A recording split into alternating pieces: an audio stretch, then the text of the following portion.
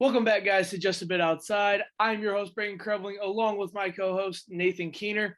And this episode's going to be short but simple. We are going to break down the NFL Divisional Round wildcard games and go into the Divisional Round, predicting the winners and stuff like that. So, Nathan, we had a load of exciting NFL playoff games, and we'll just get right down to it. The Cincinnati Bengals beat the Los Angeles Raiders 26-19 in a almost game-tying drive by Derek Carr. Comes up short with his only interception of the day. He also threw 310 yards and one touchdown. But the story is this young Cincinnati team cannot find a way to lose. Joe Burrow has all the hype around him. 244 yards, two touchdowns. And then we obviously have the whistle on the dead ball play where everyone's talking about controversy.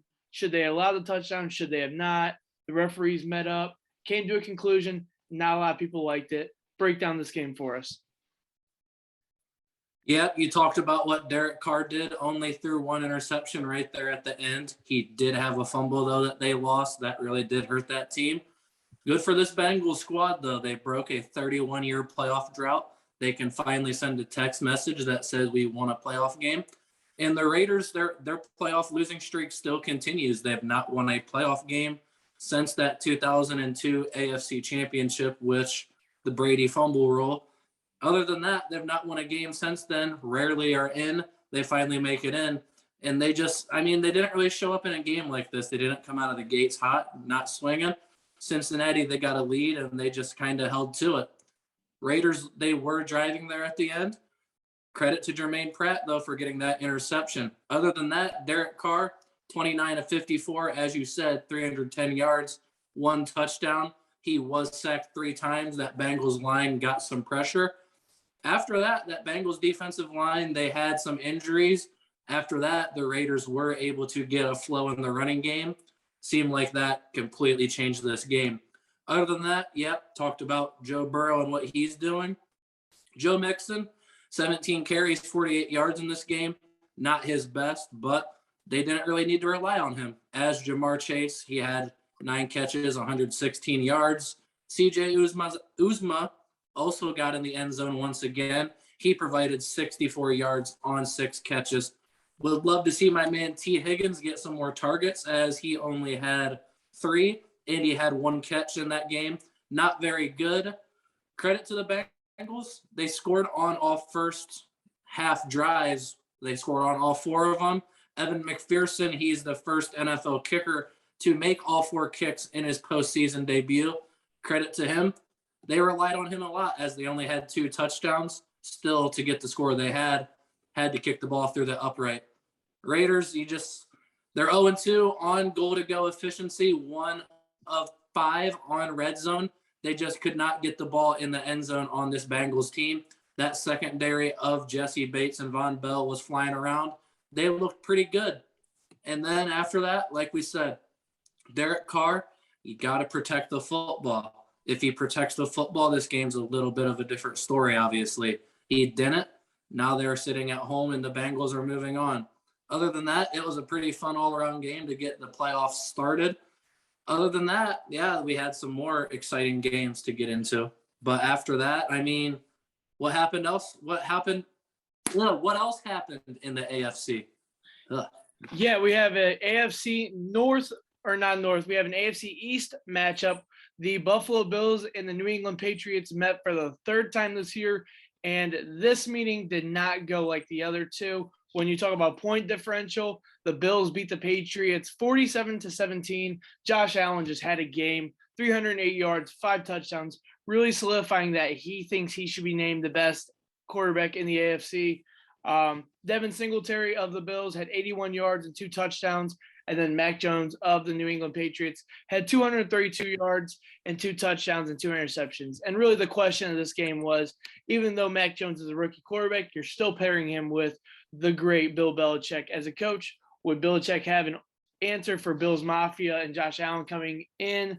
And he didn't. It's a 30-point swing. I did not expect this to be a blowout. The line was 4 points, and I took the Bills, and I was kind of like, 4 points is still not that, 4 points is not a lot, but it's still a lot when you're talking about two close teams. So I was confident that the Bills were going to win, but I didn't know how they were going to match up against the Patriots, and they just blew them right out of the water. I mean, talk about that.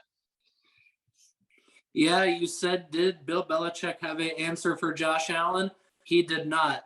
They're the first team in the Super Bowl era to score on each of their first 7 possessions. So once they got out to a lead, it allowed them to sit Josh Allen. Once again, though, when he was in the game, that offense had 480 yards on only 51 plays. Pretty good and pretty efficient for that offense. They were also 6 of 7 on third down when he was in the game. You have to keep moving the chains against the Patriots defense like this. That Patriots offense was not able to do that, as they were 7 of 14 on third down.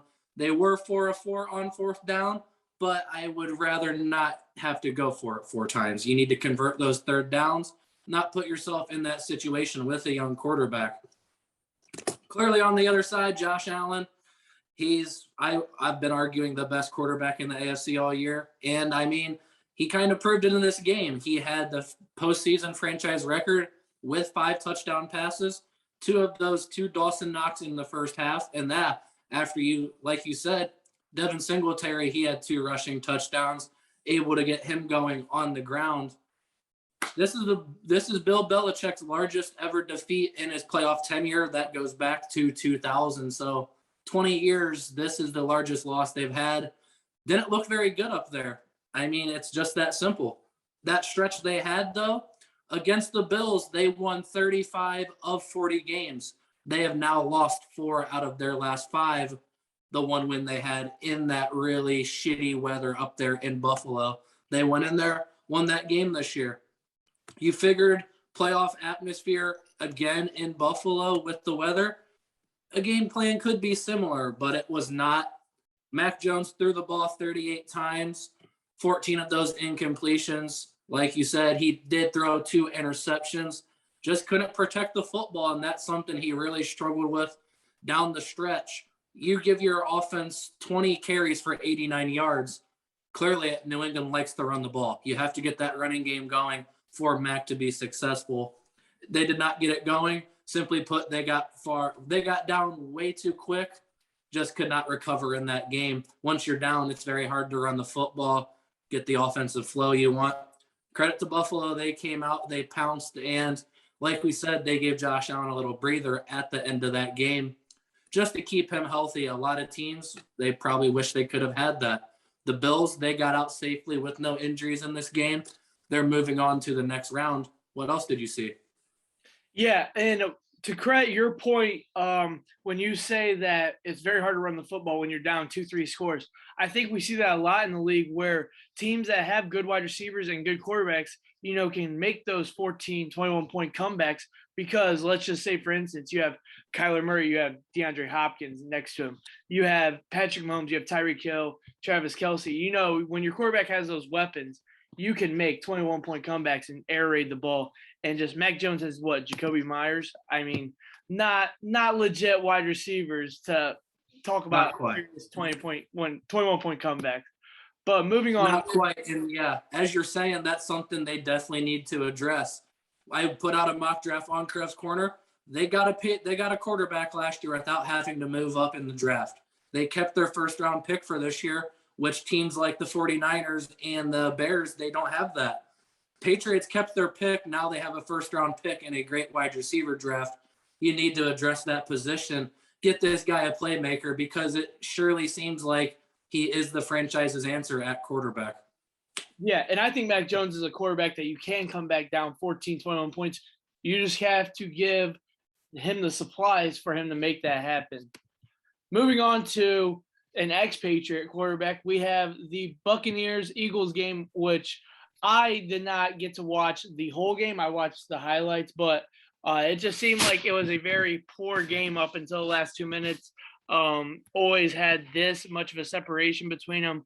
Tom Brady, 271 yards and 2 touchdowns. Jalen Hurts, 258 yards, 1 touchdown, and 2 interceptions.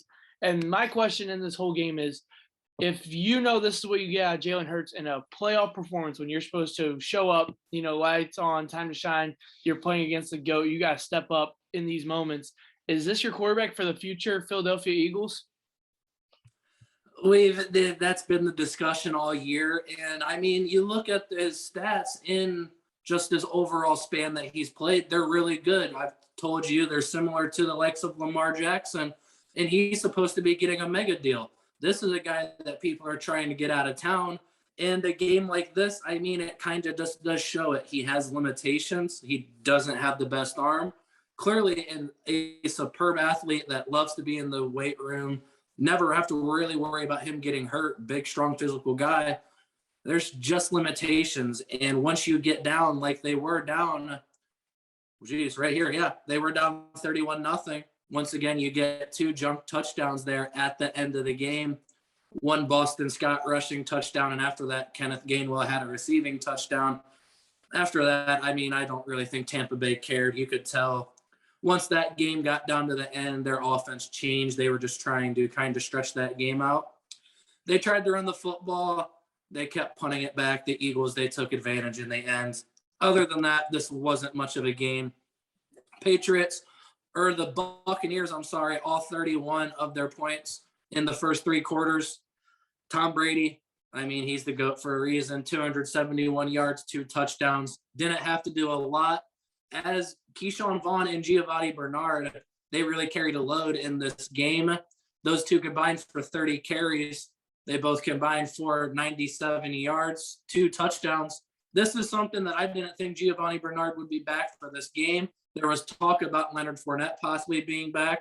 He wasn't. They relied on rookie Keyshawn Vaughn, but clearly Giovanni Bernard, big add to this offense. 13 carries, 5 catches. You could tell they were looking to get him the ball in space. This is a guy that does a lot for your offense, and I look for them to continue that down the stretch. The Buccaneers team, we know what they are. This Eagles team, talked about Jalen Hurts. They have 3 first-round picks this year. You can put a lot of talent on this team, specifically the defensive side where it clearly needs the work. You have a few stars there like Darius Slay, Fletcher Cox, Alex Singleton, a good young name. Other than that, they need some guys there. Other than that, offensive-wise, you're kind of set. You have Miles Sanders coming back, Devontae Smith and Dallas Goedert. Jalen Reagor, clearly not the best first-round pick, as you could have had Justin Jefferson or hell, any receiver in that draft class. You throw a dart at a board, you're hitting a good one. These guys didn't get a good one. You need to figure out if this guy has anything in him before you cut ties with him, because it seems like it's really close to that. I was a Reagor fan, loved his tape at TCU, not the NFL talent though, and they really need to figure out if he's worth something. If not, you have to get Devontae Smith at number 2 in this offense. You know, I mean, the Buccaneers, you could tell they took him almost right out of this game. Still ended up with 4 catches for 60 yards. Kid's too talented. You need to get some eyes off of him, spread this ball around. Looking for the Eagles to do that in this upcoming draft. 3 first-round picks. It's hard to fuck that up, but this Eagles team, they might be the one to do it. Yeah, you are not wrong about that one. Moving on to our next NFC matchup, we have probably one of the best games we had in this wild card series, if not the best game we had. The 49ers upset the Cowboys, which I think, didn't we both call that? Yeah, we both did. I would say we both called. I was confident on that the whole week, and I knew you felt the same way about it. And yeah, we both said in the show that the 49ers would beat the Cowboys. They did. 23-17. Jimmy Garoppolo did not throw a touchdown this whole game. 172 yards and 1 interception. Deebo Samuel, hottest name in the league, 72 rushing yards and 2 touchdowns, 38 receiving yards. Dak Prescott, obviously a name that's been buzzing through his whole week through controversy of, his comments towards the officials, the clock management situation that the Cowboys dealt with. He had 254 yards and 1 touchdown and 1 interception. And I mean, the whole buzz has been around the Cowboys. Should they shake up the coaching staff?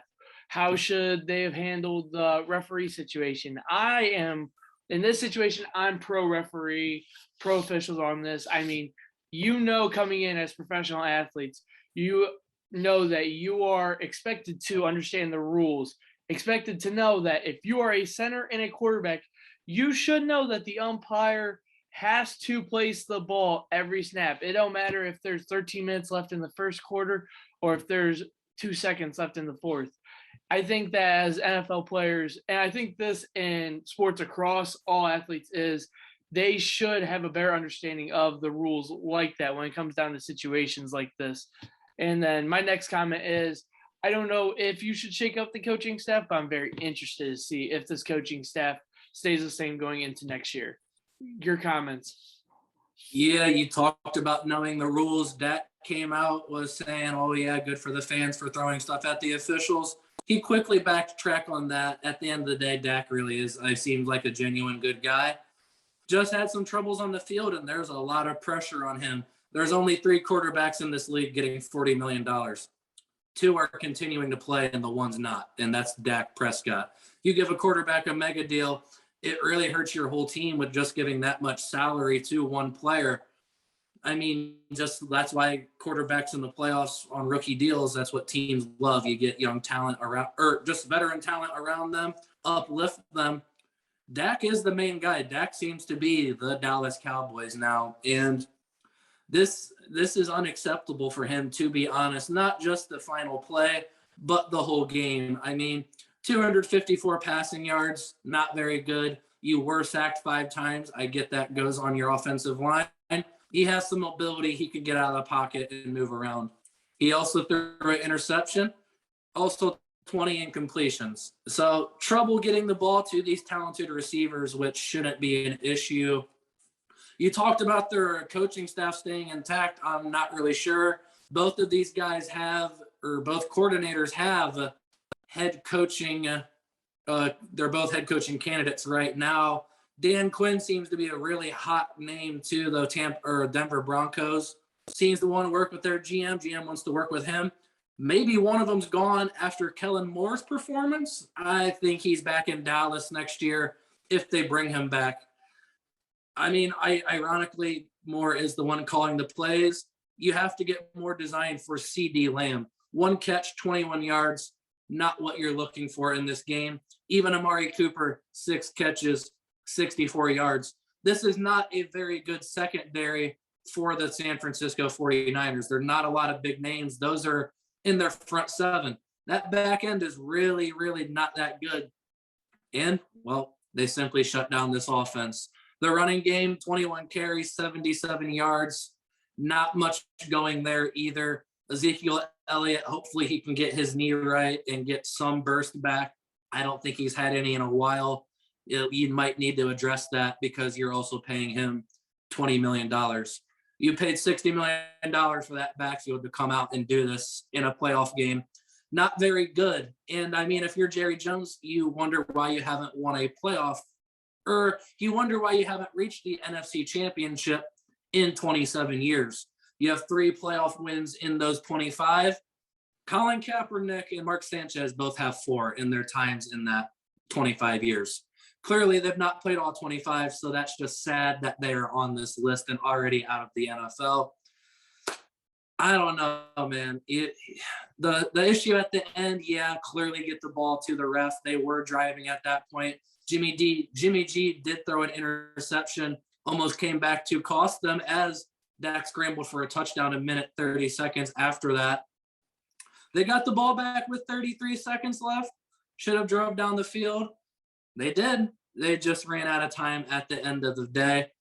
Fun fact here, for as much hate as Jimmy G gets with his time with Kyle Shanahan, they are 34-15 when he starts the game.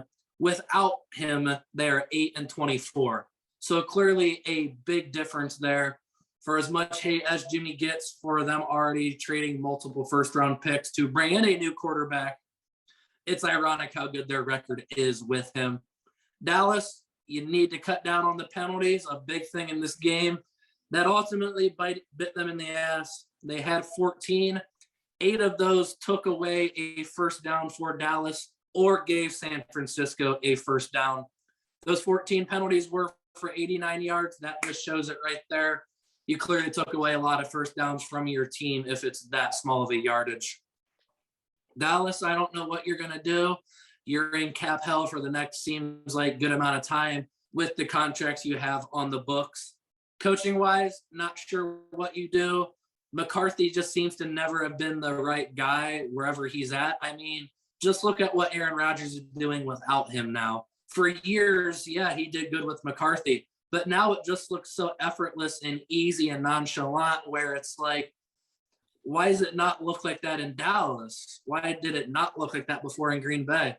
I think that all comes back to Mike McCarthy, as at the end of the day, your roster is your roster shows what your head coach gives you, what he teaches you, fundamentals, even just discipline at the end of the day. Mike McCarthy might not be the guy, and Jerry Jones is really going to have a hard thought out process. He says he's returning, but Jerry Jones is the guy that changes his mind pretty easy. I'm curious to see what happens. Definitely. And Jerry Jones is known to have a short fuse. I mean, you see just stories about ex-NFL players and coaches come out and say, Jerry Jones told me this. Little thing happens and a significant change. So it's interesting to see how the Cowboys take on offseason going into next year. Obviously, I think that they're going to be the NFC East favorite going into next year, but it's going to be interesting to see how they utilize CeeDee Lamb now, seeing what they do with Amari Cooper in the offseason.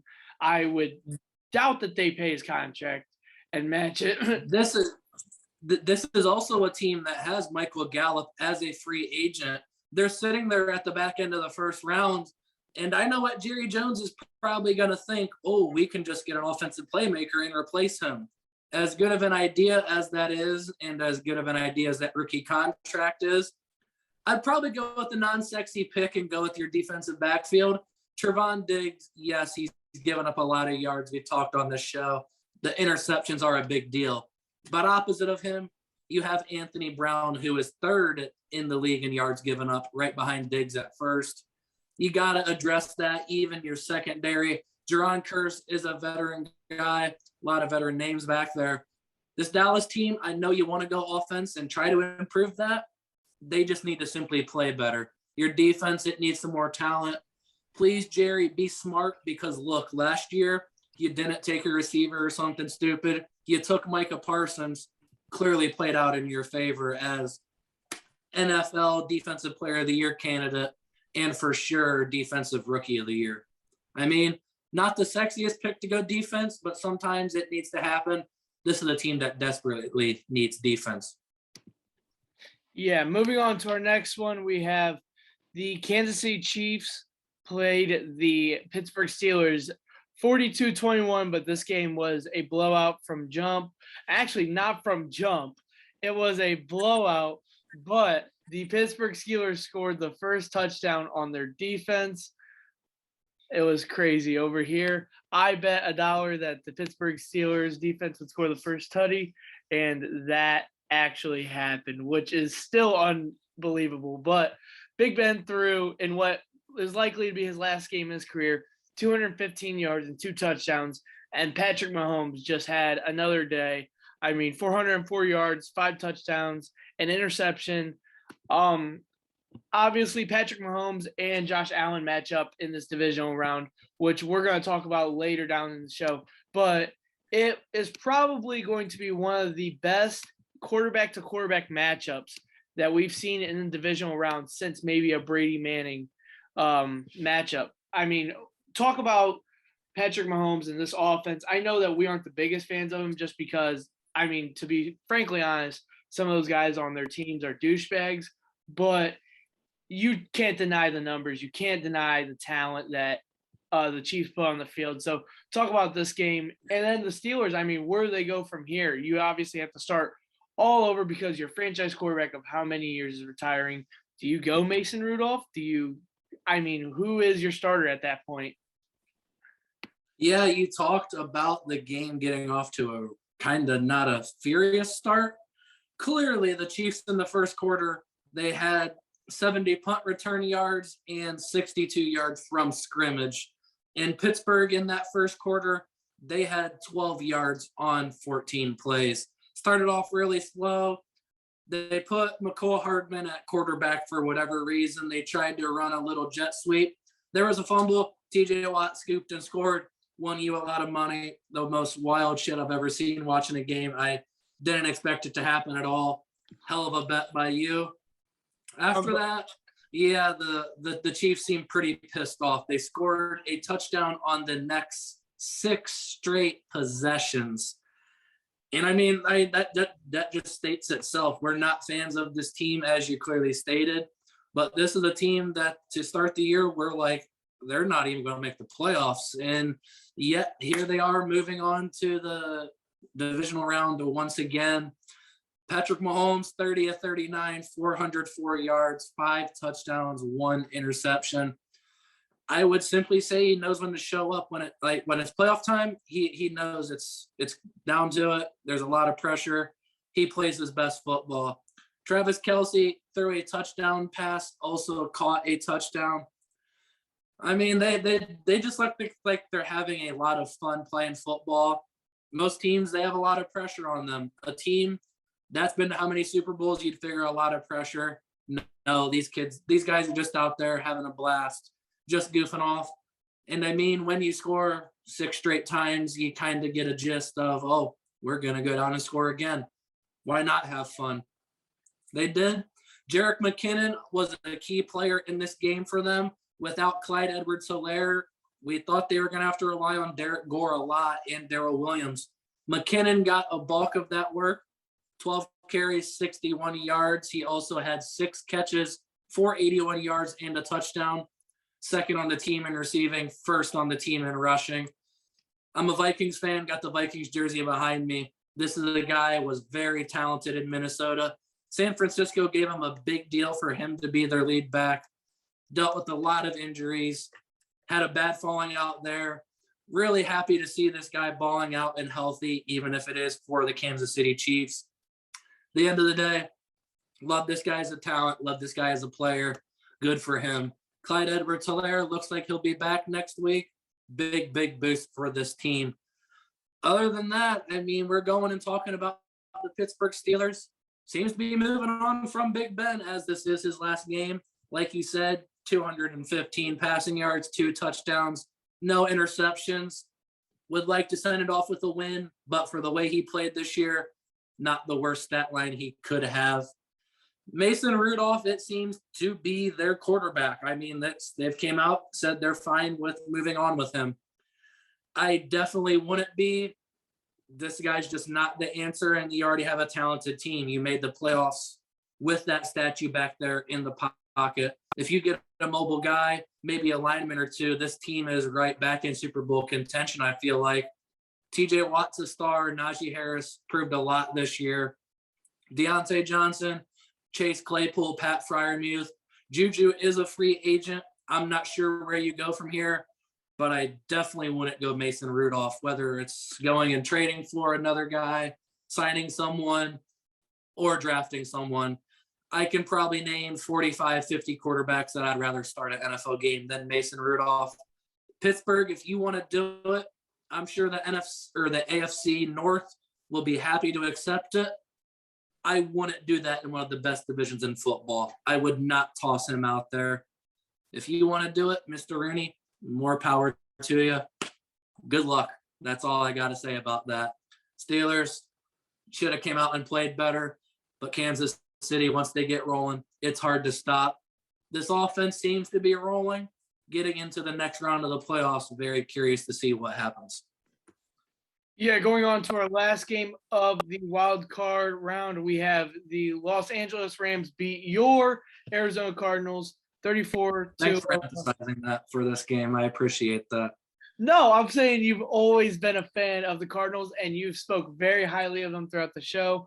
Obviously did not play their best ball this game. Stafford, 202 yards, 2 touchdowns. Kyler had 137 yards and 2 picks. Obviously the one that Twitter has seen everywhere. But we talked about it at home, and you said you didn't want to go on a ultra 20-minute rant. But just break down this game. Obviously, the Cardinals, we thought we were going to see a different Cardinals team than we did Monday night. And it just seems like if the Rams keep this air raid game going, that they're going to be a very hard team for Tampa Bay to stop this next coming round. It's not even the air raid because Matthew Stafford threw a season low 17 passes. It's just once they got out to a lead, it was so hard for Arizona to do anything. I mean, shit, it felt like they ran 7 or 8 plays there in the first quarter. And it didn't look any better at all the rest of the game. I mean, they got on the board there at the end.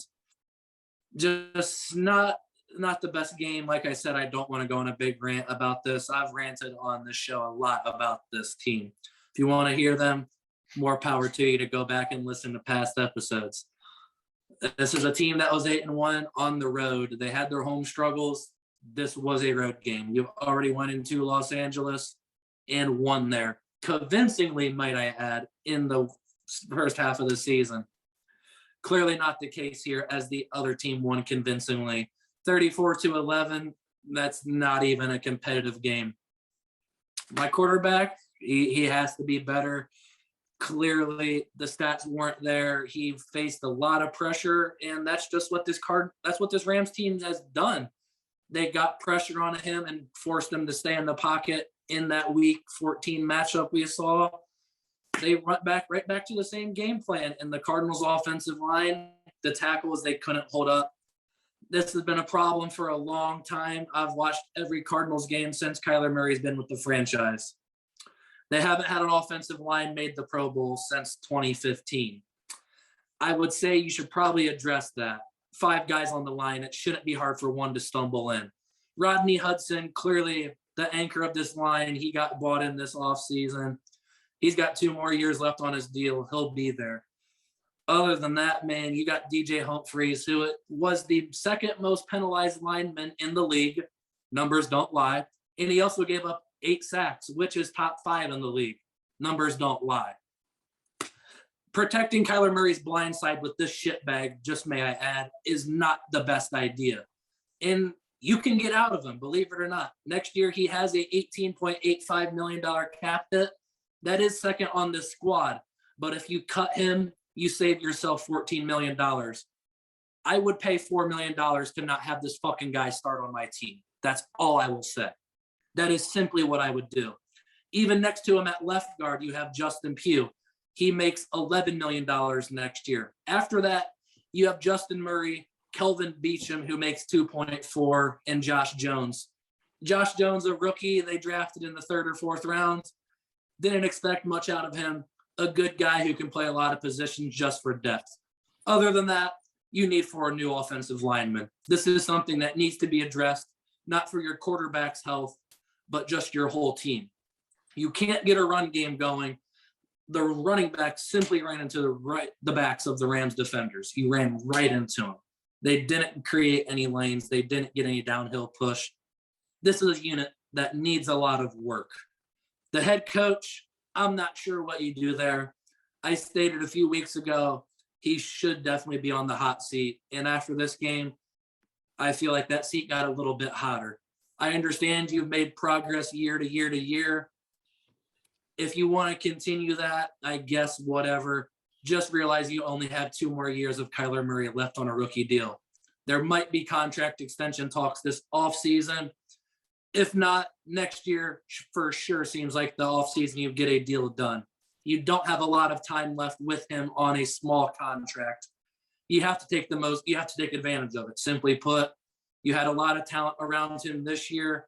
A lot of those guys can be out the door. I mean, free agency, we're talking Chandler Jones, Zach Ertz, AJ Green, Max Williams, James Conner, Christian Kirk, Colt McCoy, Chase Edmonds. I just named off a lot of guys on this team. Sure, it's the dream to bring a lot of these guys back. The running back core didn't have them a lot this year together. They seem to mesh well. All signs point to Zach Ertz re-signing, which I'll greatly have back. With Max Williams also being a free agent, you can afford to pay Ertz what he wants. Chandler Jones, more than happy to see you walking out the door. Don't let it hit you on the way out. J.J. Watt still seems to be there for next year. For the money that Chandler Jones is asking, you can get a better guy opposite of him. Simply put, this defense, they need addressing this offseason. I'd go right there in the draft as the 20th spot or wherever you're at, 23rd, I'm sorry. They just don't have the lineman there that you're looking for. would definitely go defense, would definitely go cornerback. If not, your defensive line clearly needs some upgrades. You have 2 first-round linebackers in there, in Xavier Collins and Isaiah Simmons. Those 2 guys, they played 27 total snaps together this last game. Apparently, that was the game plan for the running package that the Rams had.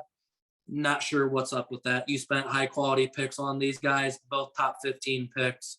Simmons was a top 10 pick when you could have had CD Lamb or any number of guys. You took Simmons. You got to fix the shit, whether that's bringing in a head coach or defensive coordinator to fix this.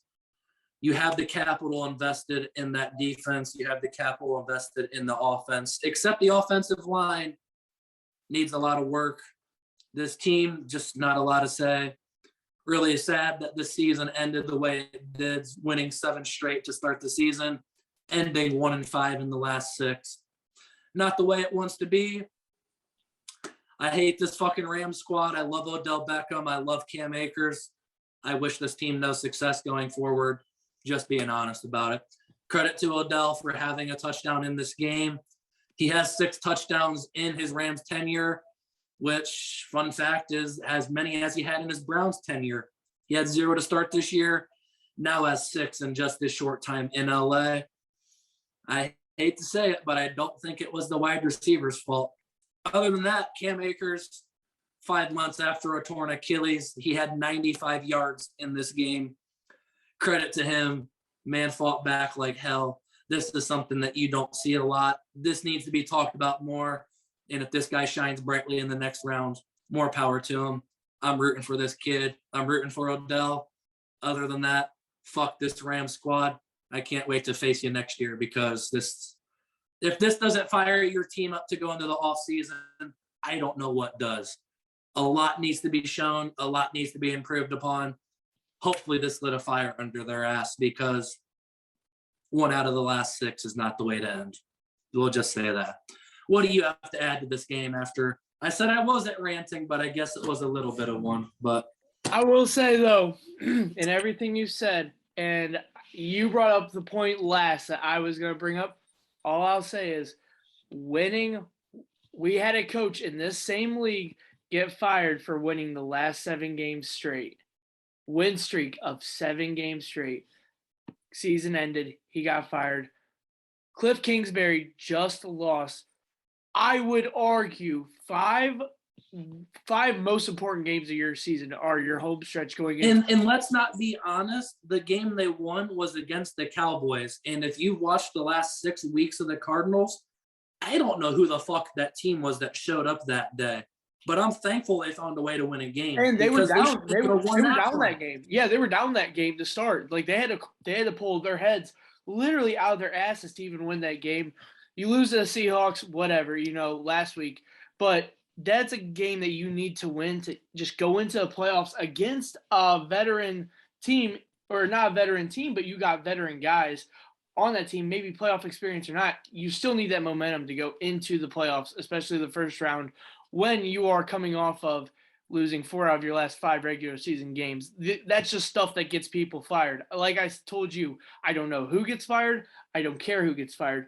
Losing 5 out of your last 6 games in the NFL season when you were, after 7 games, 7-0, losing 5 out of your last 6 games, those are things that you have to address that get people fired and people don't have jobs in the same place next year. I mean, this was a team that we had number 1 in the NFC power rankings. You had almost all year. I mean, literally was number 1 in the NFC rankings.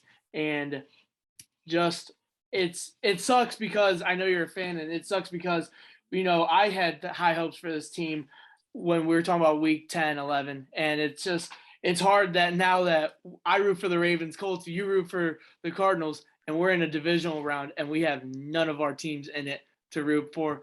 But we will move on to the divisional round, talking about games. We will start off Saturday, 22nd.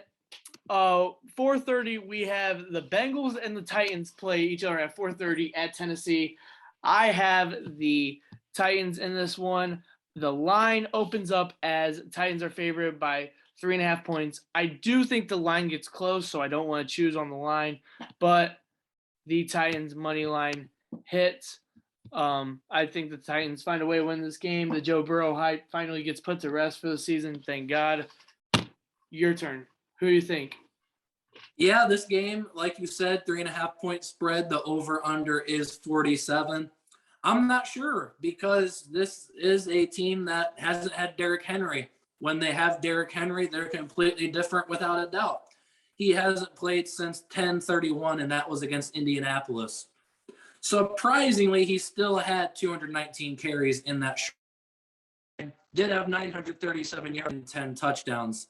That just shows completely how he transforms this offense because without him, the running yards were still there as a team, but Deontay Foreman, he only had 566 and 3 touchdowns. Dontrell Hilliard was not much better. They even bought in Adrian Peterson for a game or two. When this team is running the football, it completely changes it. We're not sure how healthy Derrick Henry is.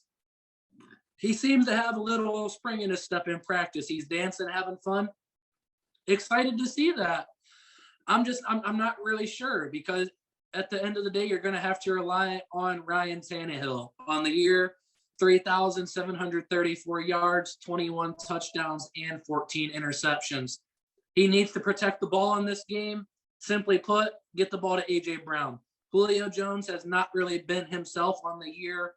31 catches, 434, and 1 touchdown. Other than that, Nick Westbrook is your second leading receiver. He only adds 476 and 4 touchdowns on 38 catches. Other than that, man, all the attention is going to go to A.J. Brown. He has 110 targets on the year, hauled in 63 of those for 869 yards and 5 touchdowns. This is a guy who also missed some time, seems to be healthy. This dude's a beast. All the hype about DK Metcalf, this is the guy that needs to be getting it. He's the freak of the receiver that the league needs to look at. I love this kid, love the talent, but also on the other side, you can't deny what's over there. And that Bengals offense is rolling. It's just simply put, Joe Burrow, 4,600 passing yards, 34 touchdowns, and 11 interceptions. He has a 70.6% completion percentage. That is tops in the NFL. Credit to him. He has a very talented receiving core. Clearly, Jamar Chase, 90 receptions, 1,571 yards, 13 touchdowns. The talented T. Higgins that they sure seem to forget they have. He has 70 catches on the year, 1,100 yards, and 6 touchdowns. You even had the likes of Tyler Boyd, who provides 852 yards on 71 catches. Uzama, he has 66 catches, 600 yards. Him and Boyd both have 6 touchdowns. They like to pass the ball, but they're not frowned upon running the ball. They have a very good back in Joe Mixon, top 3 in the league in rushing this year with 1,253 yards on 309 carries, 13 rushing touchdowns, 3 receiving touchdowns on 42 catches. He is capable of doing the versatile roll out of the backfield. Other than that, though, they like to get the ball to their talented playmakers, and I don't blame them. To stop them guys, Tennessee, this defense has to step up. Harold Landry is a guy who gets a lot of pressure on the quarterback. This year he has 75 tackles, 12 sacks. He applies pressure from the outside on that edge. Against the so-so Bengals offensive line, we'll just say, they're once again bottom 3 in the league of giving up sacks. Harold Landry can definitely take advantage. As Jeffrey Simmons, the interior defensive lineman, 8.5 sacks on the year, 54 tackles. He'll look to stuff that run. Other than that, man, you got a very, very talented safety and one of the top 3 in the league in Kevin Byard. Yeah, 88 tackles to lead this team, 5 interceptions along with 13 passes defended. He's going to be very key in not letting Jamar Chase get over the top on this defense. Other than that, Zach Cunningham, in his short time with Tennessee, he has 25 tackles in 4 weeks, 92 on the year. They bought him over from the Houston Texans after a few years ago, led the whole NFL in tackles. Very talented young player that Vrabel loves. I'm looking for him to definitely step up in this run game as well. I'd look for some exotic blitzes this week. Not a good offensive line. It seems like this Bengals offense is going to get yards on you whether you blitz or not. It's just there. I'd try to apply some pressure, get Burrow flustered, make him make some errant throws, try to turn the ball over. But once again, if I'm Cincinnati, I'm trying to do the same thing. The defensive line is very banged up. Trey Hendrickson has a concussion. Not sure if his 15 sacks and 35 tackles will be in this game. Larry Ogunjobi is out with a foot injury as well. Not what you want to see when you're facing Derrick Henry.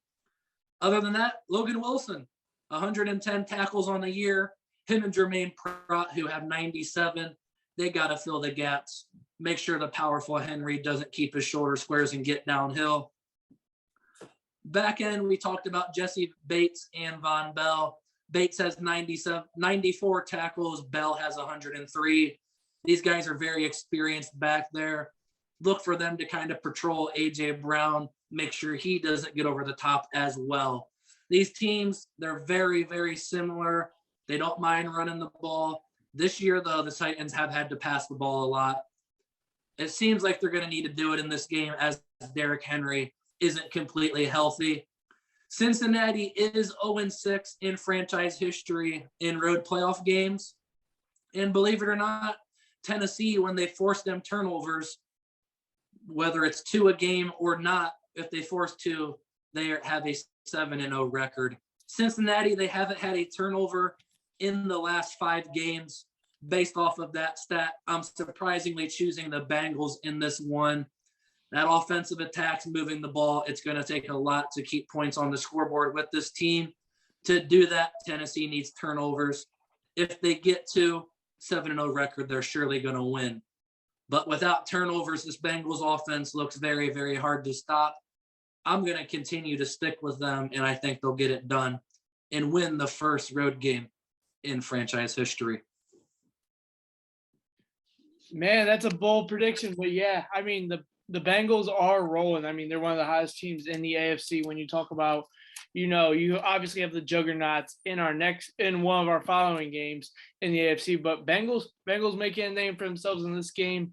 Moving on to the next, we have the 49ers and the Green Bay Packers play the night game, 8:15 on Saturday night. I do think this is a close game. I think that San Francisco can cover the 0.5 or the 5 points, but I'm just going to pick Aaron Rodgers. He was originally my Super Bowl pick, weeks back when we did our too early predictions. He was my too early MVP, and I'd almost be hypocritical to just change my mind now. I do think Deebo Samuel does score a touchdown this game, and he's just one of the hottest names in the NFL, but I'm sticking with Aaron Rodgers. Yeah, I mean, not probably very smart. Aaron Rodgers is 8-0 at home this year. Well, the Green Bay Packers are in general. Once again, at Lambeau, projected to be 19 degrees and a forecast of possibly snow. Very tough to go in there, especially a California team now that's out there in the perfect sunshine. Rodgers on the year, if he doesn't win MVP, he's definitely going to finish second. Definitely can say that. He has 4,100 passing yards on the year, 37 touchdowns, 4 interceptions. That completion percentage, it really isn't about him this year, as crazy as that is to say, though. It's about the dual running attack they have of Aaron Jones and A.J. Dillon. Dillon leads this team in rushing on the year with 803 yards on 187 carries, but not too far behind is Aaron Jones on 171 carries for 799 yards. 4 touchdowns on the ground for him, 5 for Dillon on the ground. Jones is just more simply put the receiving back in this offense. He provides 52 catches for 391 and 6 touchdowns. I mean, Dillon's capable, but 300 yards and 2 touchdowns, it's there when it needs to be, but not really going to rely on that. Clearly put then, if they're passing the ball, it's going to one man. That's Devontae Adams. 123 catches on the year, 1,553 yards, 11 touchdowns. The best wide receiver in the league, simply put. The dude can't do no wrong. Look for him to really show up in a game that we said the San Francisco secondary isn't the strongest. They don't really have a big name corner. Devontae definitely could take advantage of this matchup. Allen Lazard really shined lately. He has 40 catches, 513 yards, and 8 touchdowns. Him and Marquez Valdez-Scantling, who has 430 yards and 3 touchdowns on the year, they're going to need to be the safety valves. They might need to be sent deep, really take the top off this defense. Lazard is an amazing blocker entering free agency. I would assume he wants a good payday. This is a game to really step up and show it. We talked about, though, Kyle Shanahan's record with Jimmy Garoppolo. I mean, unless something drastically happens, he's starting this game just short of 4,000 passing yards on the year as he's 18 behind. 20 touchdowns, 13 interceptions. When he protects the ball, they win. Even last game, he threw a pick, didn't have a touchdown. They still found a way to win this game. This team, they run the ball first, definitely through Elijah Mitchell. The rookie out of Louisiana, Lafayette, the 6th-round pick, has 233 carries, 1,057 yards, and 6 touchdowns. And you talked about Deebo Samuel. I mean, this dude is a wide back. It's what he seems to be calling himself, and it seems like a pretty good name.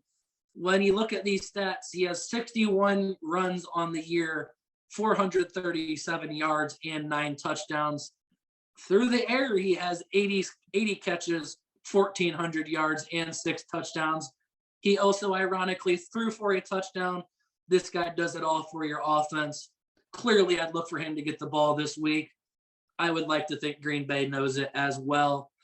Other than that, George Kittle definitely needs to step up. Only 1 catch for 10 yards last week. 72 for 925 on the year. 6 times he got in the end zone. Him and Ayuk, who has 61, 892 yards, and 5 touchdowns. They need to step up, give Jimmy G a reliable target to throw to. Just let's be honest, they might have to come back in this game. Green Bay can get out really quick, or they can control the clock. If they get out, you're going to need to pass to get back in this game with their running ability. Really look for Jimmy G to push the ball down the field. Juwan Jennings, we've talked about him, 6 touchdowns on the year. A very reliable 3rd option when you need him. This Green Bay Packers defense, we talked about them keying in on Deebo Samuel. I'd expect one guy to do that is Jair Alexander. He's freshly activated off IR for this game. He's been rumored to possibly be back since week 14 or 15.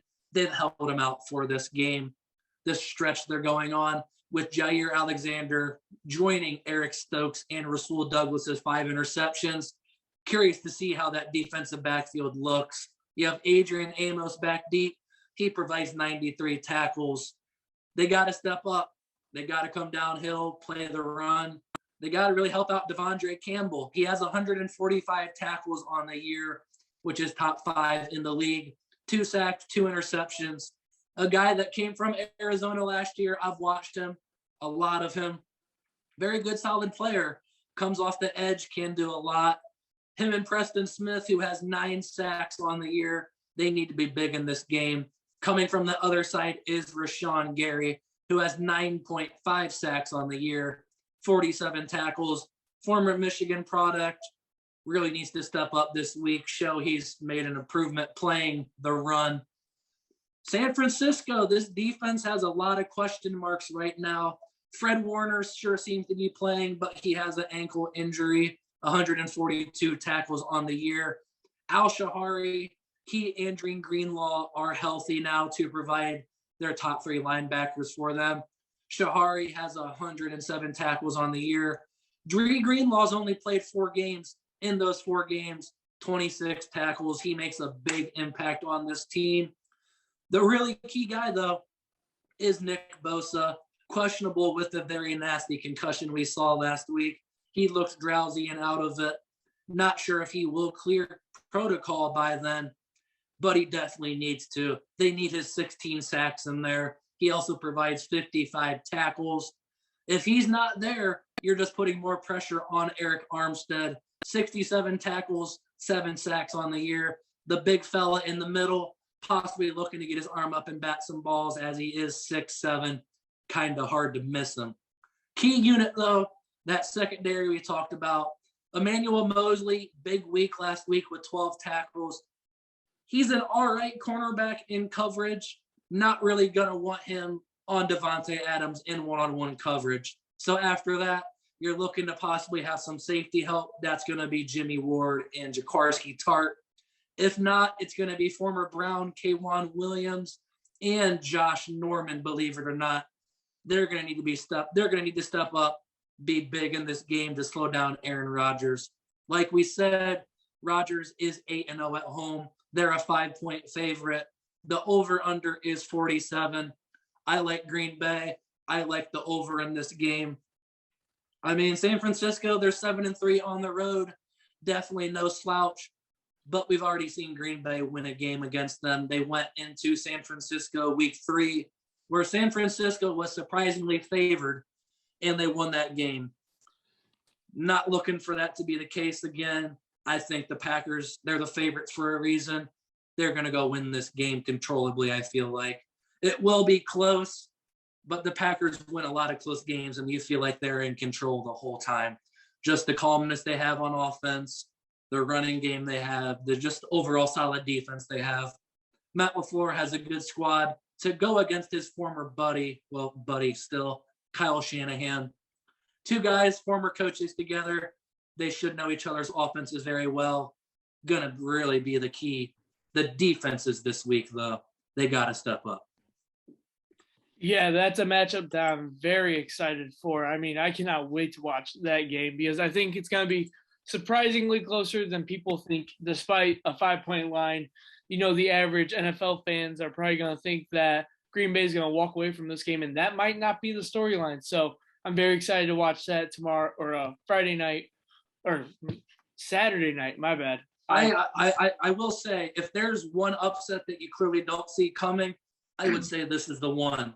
But this is the one that has the potential because of a strong D, because of a strong running game. If you can keep the ball out of Rodgers' hands, you got a shot. That defense has just been so stout all year. You're tossing in Jair Alexander. You even got Zadarius Smith back last week. Very, very hard to score on this bunch. Moving on to Sunday's games at 3 o'clock, we have the Rams and the Buccaneers playing against each other. I had the Tampa Bay Buccaneers all week, and then I think I'm going to switch my choice. Instead of just taking the Rams +3, I think I'm going to take the Rams money line. But, I mean, I'm not legit going to bet on this game because I will never bet against Tom Brady. Like, it's just one of my morals of myself in life that I won't do. But if the Rams can keep playing like they did and, you know, limit teams to points and put up averaging 28, 29 points over the last, 6-7 games. I mean, they're averaging a great amount of points over the last couple games.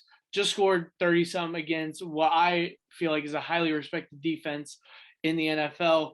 Go on. Who do you think will win this game and why? This is a matchup we talked about seeing Green Bay and San Francisco in week 3. This matchup also happened in week 3, and the Rams came out on top. Brady threw for 432 yards in that game, but it didn't best Matthew Stafford's 343 yards and 4 touchdowns. I mean, clearly this Rams offense is a little bit different than the start of the year without Robert Woods. Seems to be going away from more of the run, more to the pass. But with Cam Akers back, you're never really sure. Sean McVay last week, Matthew Stafford, like we said, had a low of pass attempts on the year. I'm not sure you're going to be able to do that against this stout Tampa Bay defense. A lot of talks about the defenses, clearly 2 stout defenses. All the talk goes to these offenses, though. I think it's going to be very hard to slow either of these down. Brady on the year, most likely MVP candidate, 5,500 passing yards, 45 touchdowns, and 12 interceptions. One of the best years he's ever put together. And now with the receiving group they have, he's going to have to show that he definitely still can get it done. Without Chris Godwin's ACL and without Antonio Brown, a lot's going to go to Mike Evans. He had 83 catches, 1,152 yards, and 15 touchdowns on this season. Gronkowski's also going to have to step up. He has 60 catches, 833 yards, and 7 touchdowns. Missed some games this year with some health issues. Seems to be healthy. Those extra games that didn't wear on his body should be good for this stretch. Tyler Johnson, I talked about him last week. Not a lot of action, but if a guy's going to step up, I feel it is him. Second-year player out of Minnesota, 38 catches, 390 yards on the year. Leonard Fournette is off the injury report. I just got that breaking news not too long ago. He will play in this game. Big boost for this offense as he has 812 rushing yards, 9 rushing touchdowns, and 1 receiving on the year. They were really getting him involved in this offense, and he seemed to be the true workhorse before he got hurt. We saw Giovanni Bernard last week have 83 yards on 18 touches. Expect to get him involved again. Other than that, man, it's going to be a lot of the passing game. And that Rams secondary with Eric Weddle back there, I think they'll actually be tested this week. Cardinals didn't get that far last week.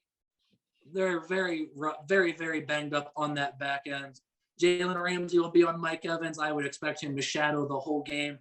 Johnson, Sorrell Grayson, Brashard Perriman, Scotty Miller even. Those guys have to step up this week, as do the names around the offense of the Los Angeles Rams. Talked about Cam Akers being back. Excellent story. He had 18 touches last week for 95 yards. He's going to need to really be big again, I feel like. Sony Michel has 903 yards on the year, 4 touchdowns. Really stepped up when they were without Akers and their other running back in Darrell Henderson. Not really expecting a lot of running this week, like we said, though. Cooper Kupp, 150 catches on the year, 2,000 yards and 17 touchdowns. Odell Beckham, 48 catches, 591 yards, and those 6 touchdowns, all with the Rams. Tyler Higbee provides 5 touchdowns on the year on 64 catches and 600 yards. Van Jefferson provides 7 touchdowns when needed. He's a guy that can really stretch the field, but a really savvy route runner. Going to need to be big against the defense that has a very, very solid front 7. Talking about Vita Vea, Shaq Barrett, JPP, even Levante David, who I didn't expect to play last week. He's back joining Devin White. We know what this front 7 is. The back 4, Sean Murphy Bunting and Carlton Davis, playing like their Super Bowl selves last year. Antoine Winfield, excellent safety. Mike Edwards has a lot of interceptions on the year. Really think that secondary is the key of why they win this game. They're looking like they did last year. I'm taking Tom Brady in this one. I'm taking the 3 points, if not more. And I just like what this team has to offer. Fournette being back, huge, huge deal. Tristan Wirfs is nicked up. It seems like he's going to give it a go this week. Really need to neutralize Leonard Floyd on that other side. Other than that, man, really exciting game. Not as excited as the next one, though, for sure. Yeah, the next game, I think, is unanimously for any NFL fan the game of the week. You have the AFC Conference Championship rematch from last year. The Bills and the Kansas City Chiefs playing at Arrowhead. Kansas City opens up as a 1.5-point favorite.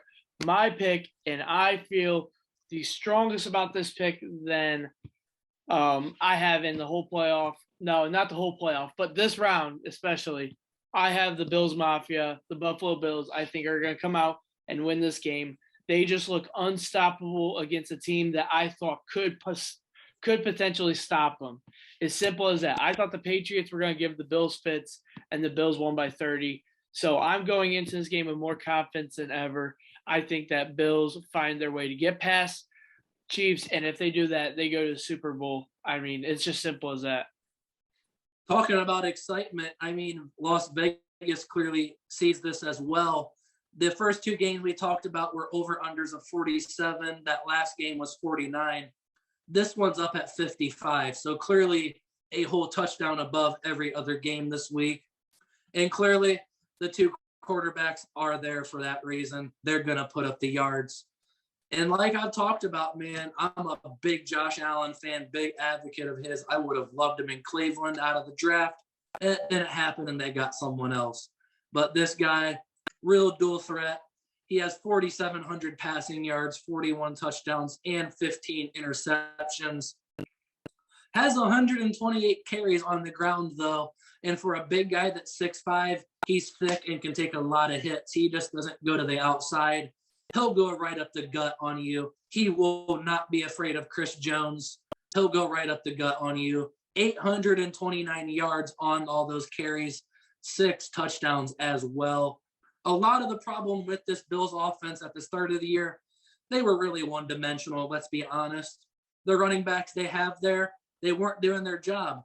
Well, over these last 6, 7, 8 weeks, Devin Singletary has really stepped up, been the third-round pick that they took out of Florida Atlantic 3 years ago. On the year, 951 yards on 204 carries, 9 touchdowns. Would really look for him to get the ball to take pressure off of Josh Allen this game. Other than that, this is going to go to a guy who, you've seen the pictures, he stayed around last year and watched that Chiefs celebration. This is a guy I was a huge fan of in Minnesota. It didn't work out, but I'm excited he has a good quarterback to get him the ball. That's Stephon Diggs, a guy who's been this close to the Super Bowl 2 times now. Third time I feel like will be the charm. He has 106 catches, 1,285 yards, and 10 touchdowns. Cole Beasley doesn't get in the end zone a lot, but you know what he provides in the slot. 83 catches, 712 yards. Does have that 1 touchdown. Other than that, he's down there to keep the chains moving. He's the chain mover. If the ball's not going to those 2, it's going to these other 3, which are no slouches in themselves. Emmanuel Sanders, you're a big fan. 44 catches, 662 yards, and 5 touchdowns. He's healthy. He looked really good last week and caught a touchdown pass. Dawson Knox caught 2 of those, has 11 touchdowns on the year, 54 catches, 676 on yardage. Gabriel Davis, 7 touchdowns on 590 receiving yards. This big 5 I just talked about, you got to look for those guys to step up in the passing game. Singletary will be there when needed. Other than that, you're going to have to pass the ball to clearly keep up with this Chiefs offense. No secret who's over there. We're not fans of him. Can't deny the talent. 5,243 passing yards, 42 touchdowns, 14 interceptions for Patrick Mahomes boy. Clyde Edwards-Helaire, officially just 15 minutes ago or so, off the injury report. Been a full participant in practice the last 2 weeks.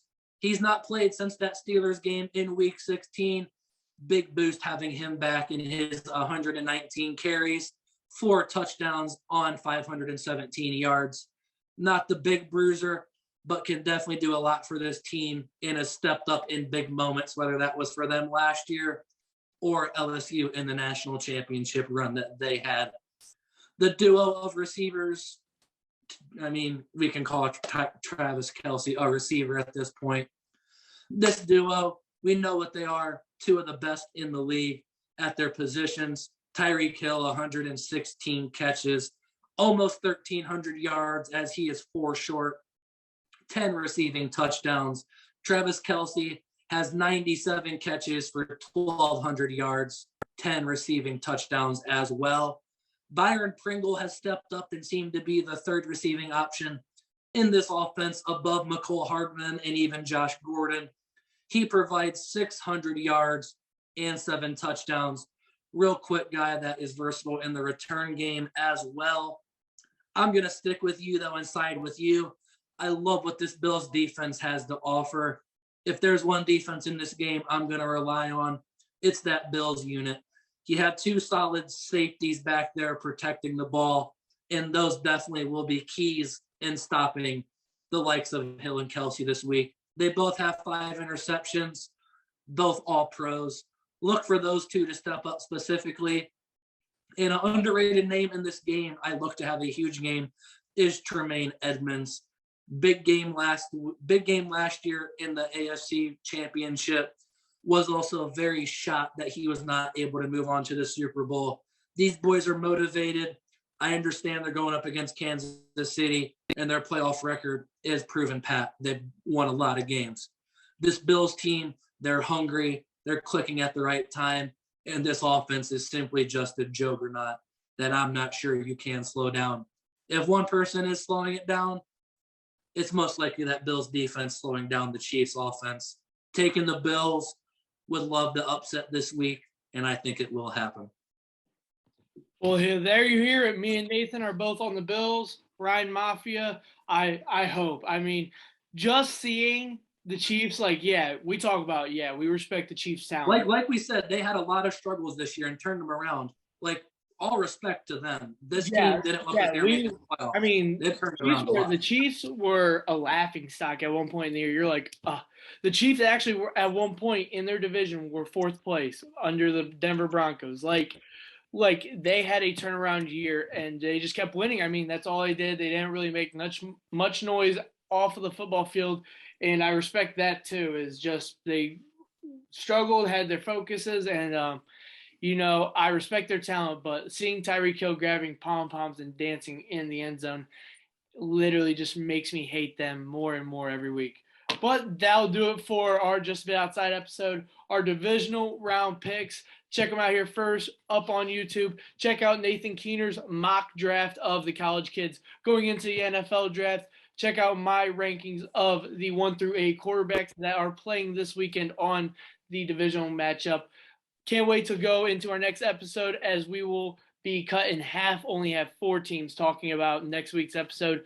Gonna be a good one. Thank you, Nathan, for joining me. Thank you guys for joining us.